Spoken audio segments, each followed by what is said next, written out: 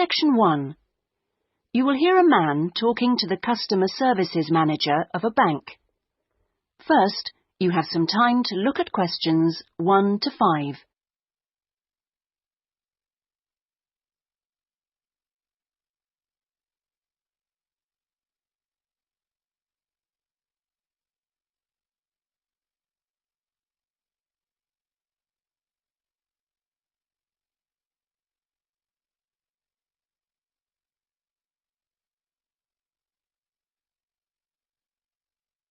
You will see that there is an example that has been done for you. On this occasion only, the conversation relating to this will be played first. Good morning. I'd like to open a bank account, please. Certainly. If you'd like to take a seat, I'll just get some details from you. It won't take long. Thanks. Is it a current account or a deposit account you wanted? A current account? The man wishes to apply for a current account, so current has been written in the space. Now we shall begin. You should answer the questions as you listen, because you will not hear the recording a second time. Listen carefully and answer questions 1 to 5. Good morning. I'd like to open a bank account, please. Certainly. If you'd like to take a seat, I'll just get some details from you. It won't take long. Thanks. Is it a current account or a deposit account you wanted? A current account? Right. I've got the application form here then. We have different types. I see you've got our leaflet there. I've decided on the one called Select. Right, that's fine. So, first of all, can I have your full name, please? Yes, it's Peter Hennis. That's P-I-E-T-E-R. Is it H-E-N-N-E-S? Only one N, actually. It's a less common spelling of the name. Oh, right. Okay. And what's your date of birth, please? The 27th of the 1st, 1973. Right. And will this be a joint account? No, just myself. Okay, fine. And where are you living, Mr. Hennies? 15 Riverside. Is that all one word? Yes. Exeter? Yes. How long have you been at your present address? Is it more than 2 years? Just 2 weeks, actually. I only arrived in the country a month ago. I'm from Holland. Oh, that's fine. But we normally ask for a previous address in that case. Oh, yes. Well, it's Rielsdorf 2. That's R-I-E-L-S-D-O-R-F 2, Utrecht. Holland. Okay, thank you. Do you have a daytime telephone number? Yes, I think the number at my office is 606-295. Just a minute, I'd better check. Oh, no, sorry, 616. I'm not used to it yet. Would you like my home number, too? Yes, please. It's 796431. Are they both local numbers? Yes. Before you hear the rest of the conversation, you have some time to look at questions 6 to 10.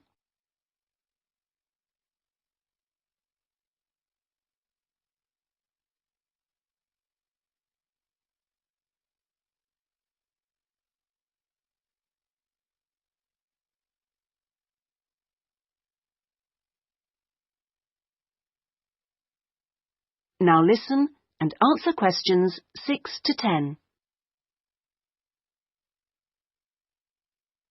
Right, and your occupation?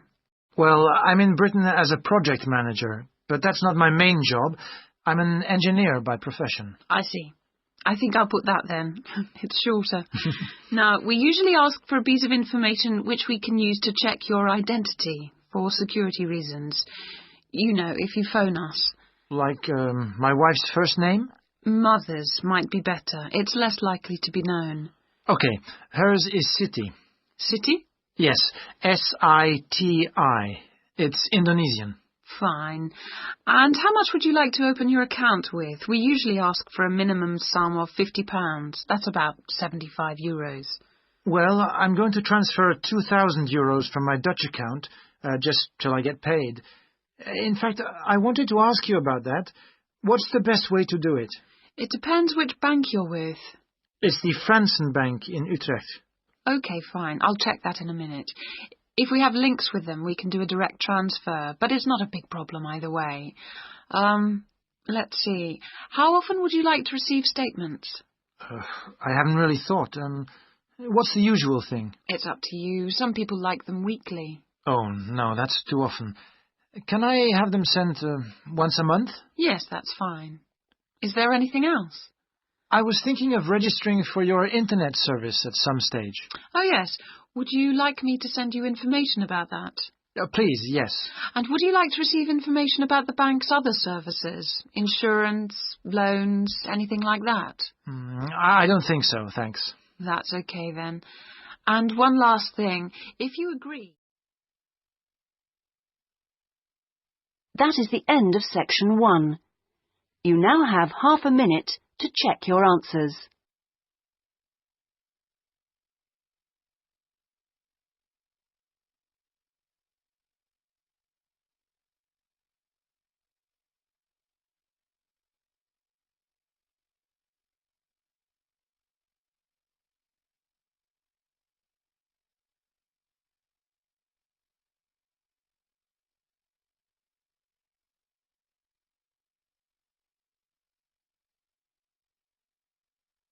Now turn to section 2.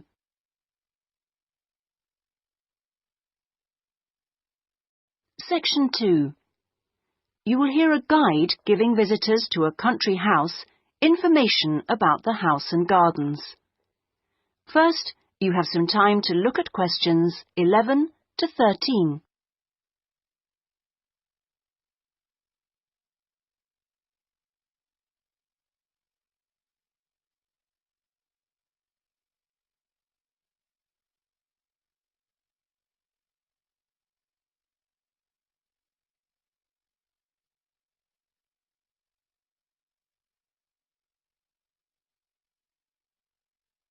Now listen carefully and answer questions 11 to 13. Welcome, everybody, to the lovely house and gardens of Rosewood, once the home of the famous writer Sebastian George. He bought the house in 1902, although he had first seen it 2 years earlier. At that time, the owners let it out to a tenant because George was too slow making up his mind to buy it. When it came back on the market, there was no hesitation, and he bought it immediately for £9,300, even though the house had no bathroom, no running water upstairs, and no electricity. When he came here, he'd been married for 10 years. During that time, he'd become one of the most famous writers in the English-speaking world. His professional success was enormous, but his personal life wasn't as successful. He was no longer on speaking terms with his brother and had been devastated by the death at the age of 7 of his elder daughter, Josephine. Moving to Rosewood allowed the family to start a new life. George regarded Rosewood as a pure example of a traditional country house of this part of England and did some of his most successful writing here. The house and its grounds became the family haven and their escape to privacy and quiet. The walls and the mullioned windows were built of the local sandstone. The tiles on the roofs and the bricks of the chimney stack were baked from local clay, and the wooden structures inside came from oak trees which grow around here. Before you hear the rest of the talk, you have some time to look at questions 14 to 20.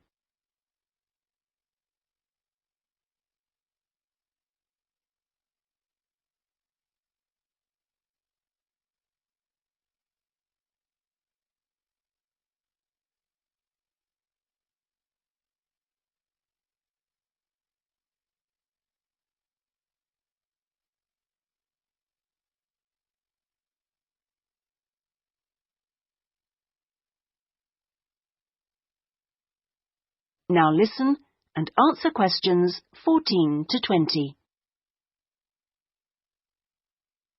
Now, please look at the map I've given you of the house and gardens. We're here at the information centre. Follow the path marked with the arrow, and the first area you come to is the orchard on your left. As you go further down the path, there's the kitchen garden on the right, and as you go round the first sharp corner, you will find to your left an area where different types of pear tree have been planted, as well as some lovely flowers. And this is known as Pear Alley, designed by George himself. Next to this is the greenhouse, where some exotic plants and fruits are grown. Follow the path round the second corner, and on your right you will see the entrance to the mulberry garden, with its 500-year-old tree. Past the mulberry garden, follow the path until you reach the front of the house. I suggest you spend a good hour wandering around this lovely building. A guide takes visitor groups round every 2 hours. If you would like to purchase any of George's books or other souvenirs, then leave the house by the side entrance, where you will find our shop, which is situated between the house and the garage, which contains the magnificent old Rolls-Royce car, which used to belong to George. I expect by this time you may also be in need of a rest and some refreshment. Most visitors are, so why don't you visit the tea room on the far side of the garage? If you have time, there is a lovely walk down towards the River Dudwell. For me, this is the best part of the estate. This isn't on the map, but it is all clearly signposted. You cross the field, which spreads along the banks of the river. In spring, this area is well worth a visit. Spend a minute or two watching the water pass by underneath as you cross the footbridge, and then continue along the river walk through the woodland. On a hot summer's day, the trees along this path provide welcome shade. Eventually, you come to the watermill, which used to provide the electricity for the house. Only about 4 hours every evening in George's time. And finally, for those of you who would like to see stunning views of the surrounding countryside and who are a little bit more energetic, when you return from the mill, take the first turning on your left and climb up to the viewpoint. You won't regret it. Enjoy your visit. That is the end of section 2. You now have half a minute to check your answers.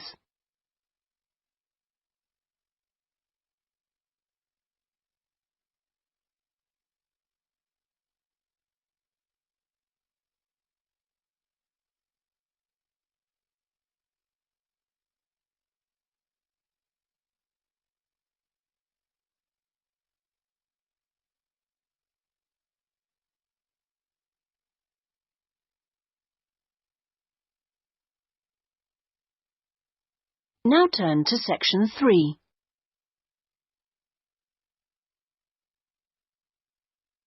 Section 3. You will hear 2 students, Jack and Lucy, discussing a marketing assignment they are working on together. First, you have some time to look at questions 21 to 24.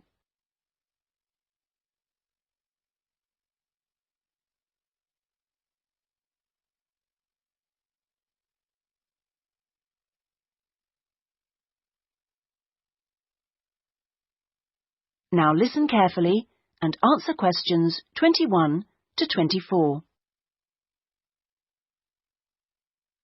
Lucy, we really need to get working on this marketing assignment. We've only got 5 weeks left to the end of term to design it, carry it out, and then write up the results. Sure. Well, let's get started right now. Let's go over the instructions. What exactly do we have to do? Well, it says here we have to look at one area of the entertainment industry. There's a list of the different types. What are they? Music, cinema, theatre, sport, and eating out. Is that all? Looks like it. So we choose one branch of the industry and then we look at how 2 different groups of people use it. Is that right? Yes. And do we have to use any particular method to get our data? Can we mail out a questionnaire or do face-to-face interviews or maybe even observations? Well, actually, it looks like we don't have a choice. We have to do telephone interviews. OK, so at least we don't have to waste time deciding between the different methods. Yeah, that's right. Oh, and the other requirement is the number of interviewees. Not too many, I hope. 10? 20? Well, we have to do 2 groups, remember, and it looks like we have to interview 15 for each group. That's 30 altogether then. It's going to take ages. Yes, but remember we're working on this together, so we'll only have to do 15 each. OK, so those are all the requirements? Yes, looks like it. So, first, which area are we going to choose?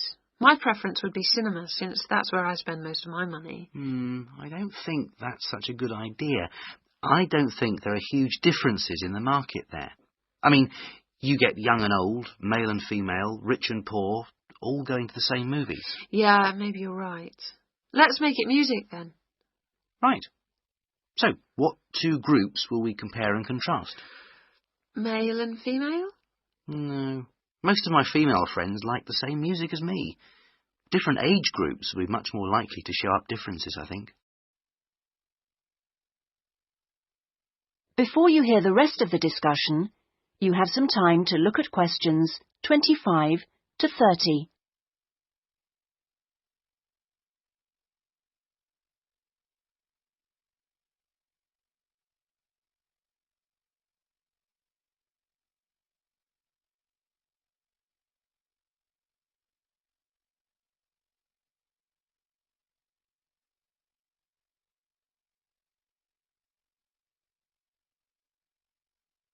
Now listen and answer questions 25 to 30. Yeah, I suppose you're right again. I'll take some notes, shall I? So, age groups. Well, what do you think? Maybe 25 or under for one group and 45 or over for the other group? That should show up differences. Right. OK, next. How about the kind of music they like? Let's give them some choices and then we can just tick boxes. OK, let's have pop, jazz, folk, easy listening. What else? Well, we should include classical. Some people like it, you know. OK, and then we should have how they listen to music. The medium. Right, let's include radio, CD, and then I guess there's TV. What about concerts? You know, in pubs and halls. Oh yeah, we should include live music, of course. OK, we're on a roll now. Next point could be about where they actually get their music. You mean, like, do they buy it in music shops or department stores? Yes, or download it from the internet. Right. That could be for recorded music. Then we need another section for live music. Where do they go for that? OK, let's say disco, pub, club, concert hall. Or opera house. And I guess we should include karaoke bars. Not many of them in this city. OK, we'll leave that out then. So what's left to do? That's it. Well, now we can make a timescale for doing it. That is the end of section 3.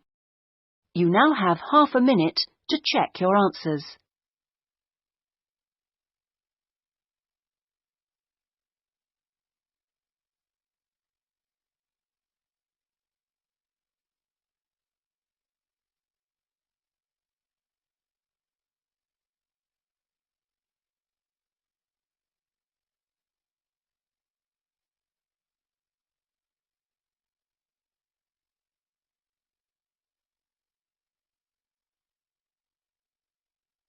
Now turn to section 4.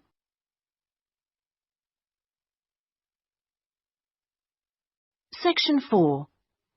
You will hear a lecturer talking about farming in ancient Ireland. First, you have some time to look at questions 31 to 40.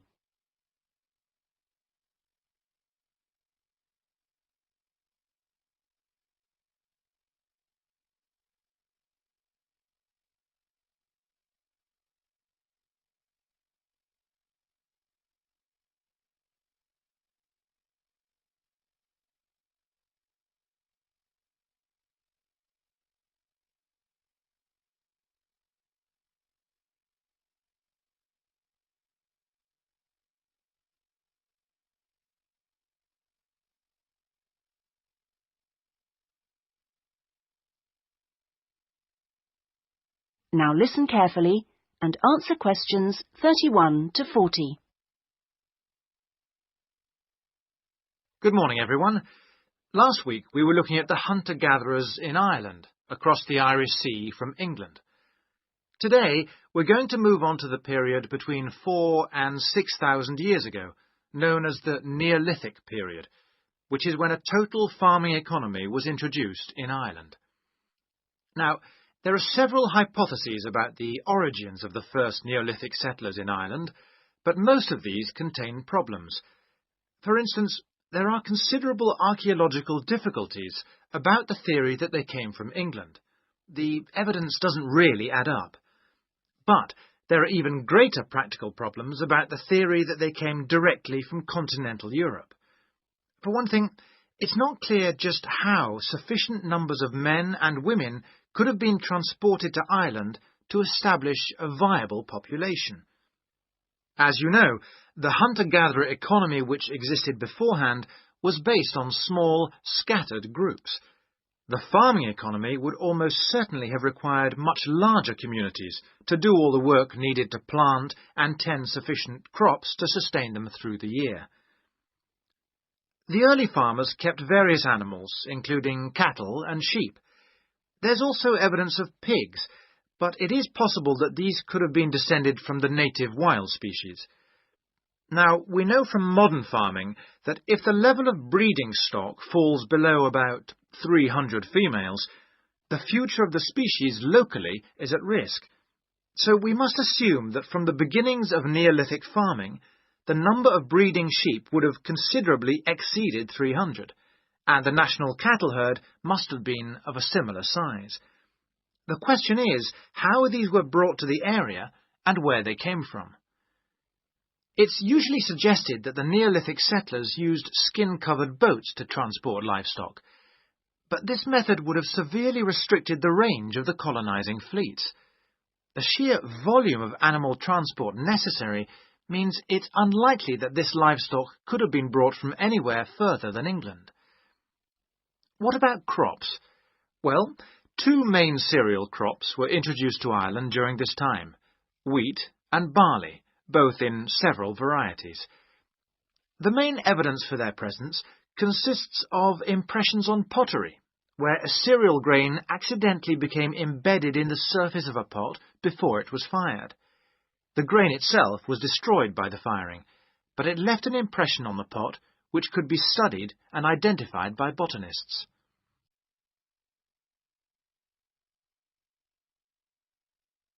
Let's turn our attention now to the farming technology available at that time. Before the cereal crops could be planted, it would have been necessary to clear the forest and to break the ground by ploughing. The stone blade of a plough has been discovered during excavation in County Mayo in Western Ireland.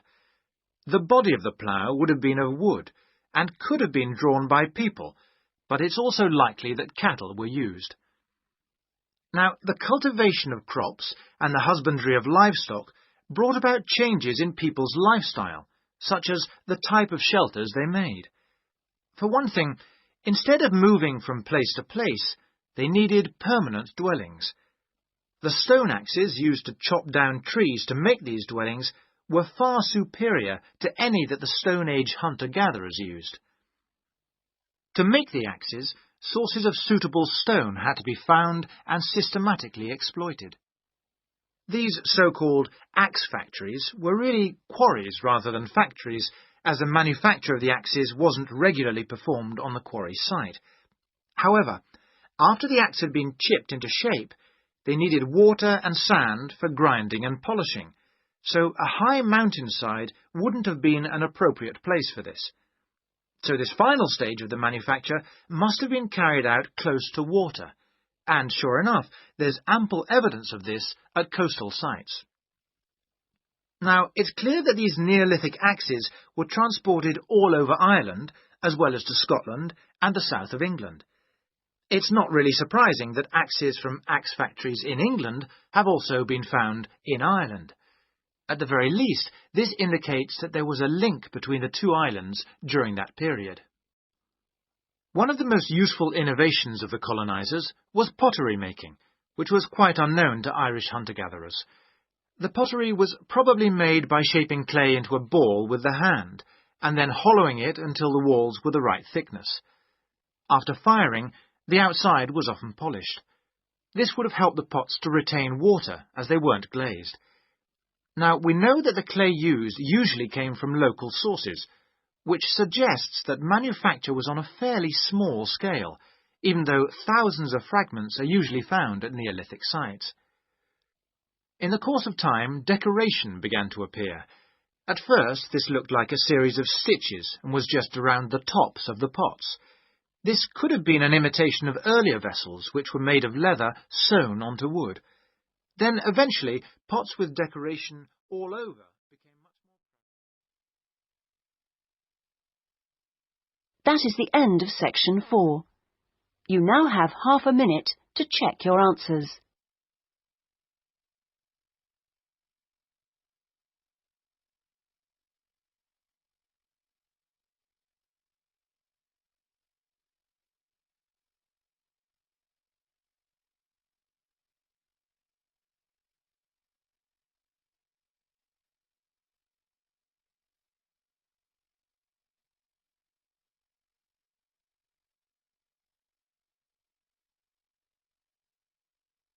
That is the end of the listening test. In the IELTS test, you would now have 10 minutes to transfer your answers to the listening answer sheet.